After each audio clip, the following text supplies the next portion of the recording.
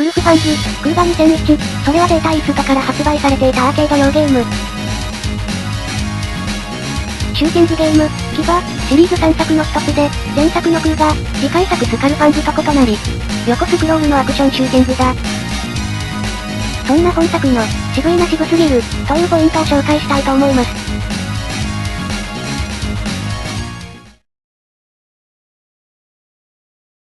時期は、装甲騎兵、という試作ロボット兵器。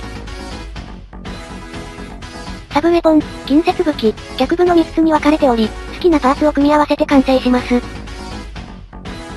その組み合わせは64通り。総流、天雷、など、漢字の名前が付けられています。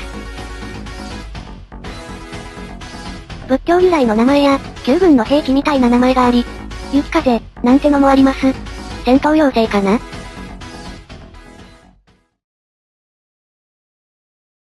プレイヤーの任務は、装甲騎兵の実戦テストと、航空部隊の爆撃目標を明確にすること。主人公たちは軍隊の一員に過ぎないということですね。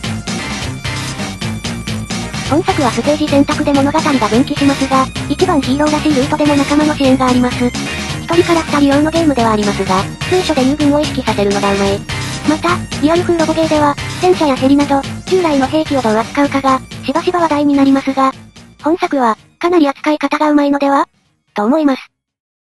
例えば、敵の戦車はタフで倒しにくいものの、ジャンプしたり砲を上に撃ったりはできません。装甲は熱いが汎用性では装甲騎兵に劣る、という、絶妙な立ち位置ですね。お次は戦闘機。一面冒頭で、敵のガンシップを友軍戦闘機が瞬殺します。撃ち漏らした一機はプレイヤーが相手しますが、砲台を壊せても撃墜まではできません。戦闘機は敵航空機を倒すのが仕事。持ちは持ちやというわけですね。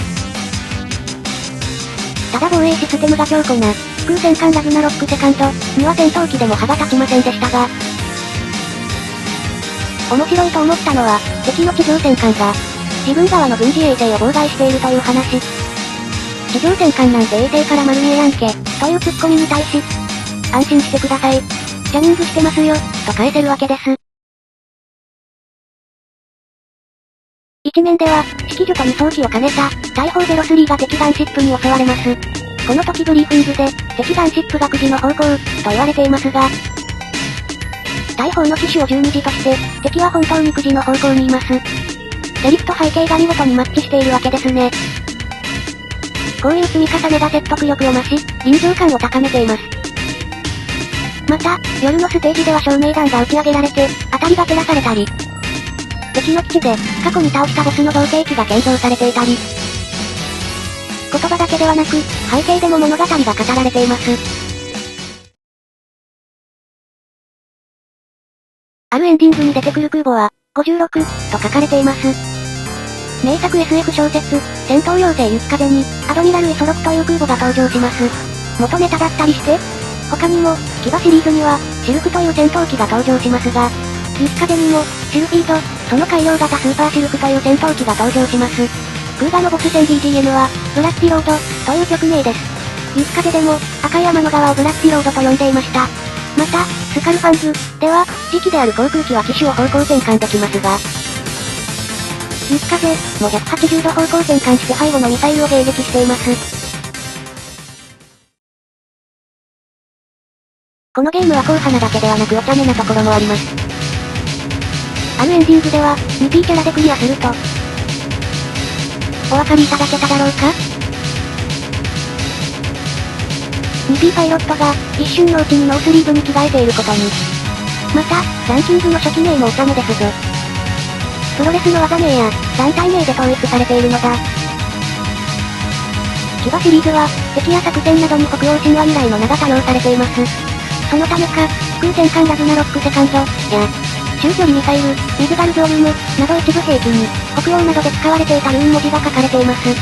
ミズガルゾールムには、ロキ2と書かれており、前作、クーガの巡航ミサイル、ロキの後継機と想像できます。ただ、ロキの綴りは、LOKI が正しいそうです。PS2 の、メタルサーガサジンの鎖という RPG では、ウルフファンズのオマージュらしきセリフがあります。ミサイルを破壊した後、味方の航空機に助けてもらう。という状況も一致してます。他にも、ウルフファンズの武器名と、同名の特技を使うキャラもいます。メタルサーガはメタルマックスの流れを組む作品で、現在はのれん分けのような形になっています。メタルマックスとウルフファンズ、どちらもデータイースト作品だったのを意識したのでしょう。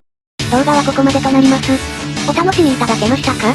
私、このゲームは下手の横好きなんですが、舞台設定や演出のうまさに感動して、この動画を作りました。今プレイするなら、パターンとリビューと版がお手軽でしょう。スカルファンズもセットです。PS3 をお持ちであれば、PS ストアで PS1 版を買うのもグッド。それでは、さよなら、さよなら、さよなら。